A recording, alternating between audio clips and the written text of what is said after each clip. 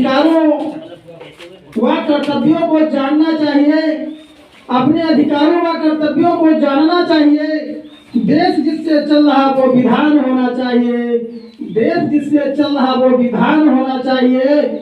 भारतीय संविधान जागता मिशन का यही है प्रयास कि घर घर में भारतीय संविधान होना चाहिए, कि घर घर में भारतीय संविधान होना चाहिए।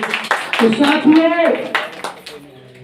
मैं बताना चाहता हूँ कि संविधान की ताकत, इस संविधान की वो ताकत है, इस संविधान के माध्यम से हम यहाँ पर बैठे हैं, क्योंकि अनुच्छेद 1 आज भारत में जो बात हो रही है कि कोई हिंदुस्तान की बात करता है, कोई पाकिस्तान की बात करता है, लेकिन भारत भारत है। भारत का संविधान में जो अनुच्छेद 1 है उसमें कहीं भी अन्य कोई व्यवस्था नहीं है। उसमें स्पष्ट लिखा है कि भारत अर्थात इंडिया, यानी भारत कह सकते हैं या इंडिया कह सकते हैं, इसके अलावा तीसरा वर्ड हम नहीं बोल सकते हैं। भारत अर्थात इंडिया राज्यों का संघ होगा, ये भारत का संविधान अनुच्छेद 1 में ही लिखा है। तो फिर हम तीसरी बात क्यों बोलते हैं, हम अपने मुख से अन्य वर्ड क्यों बोलते हैं जो वर्ड नहीं है भारत का संविधान में, उस पर हम क्यों अपनी बात व्यर्थ में लोगों को बताते हैं। इसलिए हम जहां भी जाएं और अपने आप जहां भी हम बात करें तो सिर्फ भारत की बात करें कि हम भारत में रहते हैं, हम भारतीय हैं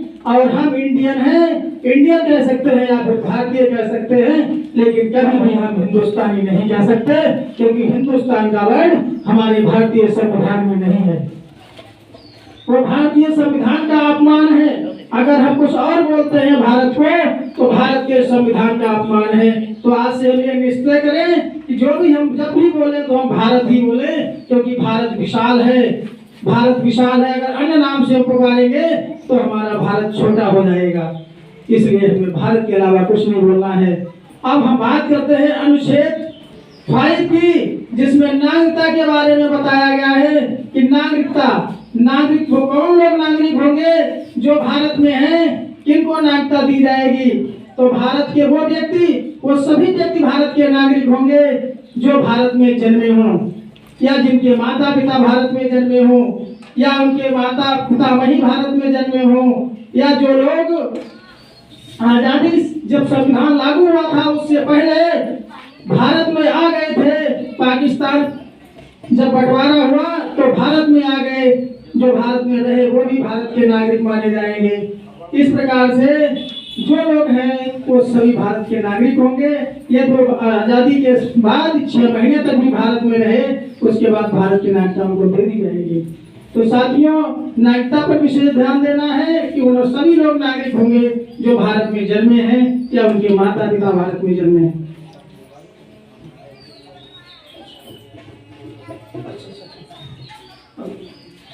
तो इस हिसाब से अब हम आगे की तरफ चलते हैं, साइड में समझाएंगे, क्योंकि अनुच्छेद 13 क्या है उस पर विधिवत चर्चा होनी चाहिए। कि अनुच्छेद 13 जो है भारत के संविधान में जो दिया गया है उसमें स्पष्ट कहा गया है कि संविधान लागू होने से ठीक पहले जितनी भी प्रवृत्ति विधियां थी भारत में, वो सभी विधियां उस मात्रा तक शून्य होंगी जहां तक कि वो भारत में दिए गए भारत के संविधान में दिए गए भाग 3 के मौलिक अधिकारों को छीनती हैं या न्यून करती हैं। तो अगर कोई भी आज ऐसी प्रथा या विधि है जो भारत के संविधान के मौलिक अधिकारों को कम करती है या छीनती है, तो शून्य मानी जाएगी और शून्य होगी।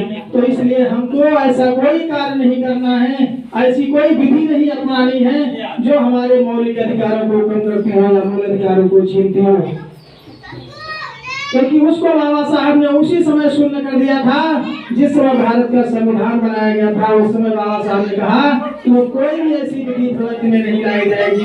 लेकिन हमारे लोग अभी भारत के संविधान को जानते नहीं हैं, इसलिए वो सारी विधियां भारत में प्रचलित हैं। एक भी विधि भारत में वो नहीं निकाली गई, एक भी विधि बाहर नहीं हो पाई, सारी विधियां भारत में प्रचलित है। इसके बाद जो है समता के अधिकार की बात कही गई कि भारत का संविधान सभी को समानता का अवसर देता है। तो फिर क्यों अपने को नीच मानते हो भाई, क्यों अपने को छोटा मानते हो? जब भारत के संविधान में आपको व्यवस्था कर दी गई हर व्यक्ति समान होगा, अनुच्छेद 14 कहता है समता का अधिकार। अनुच्छेद 15 में कहा गया है कि कोई भी व्यक्ति मूल, धर्म, जाति, लिंग के आधार पर किसी से भेद नहीं करेगा। अगर वो भेद करता है तो उसके खिलाफ कार्रवाई की जा सकती है। अगर आपके साथ कोई भेद करता है तो आप तुरंत उस पर FIR दर्ज कराएं। ये व्यवस्था भारतीय संविधान की है, भारत के संविधान की है।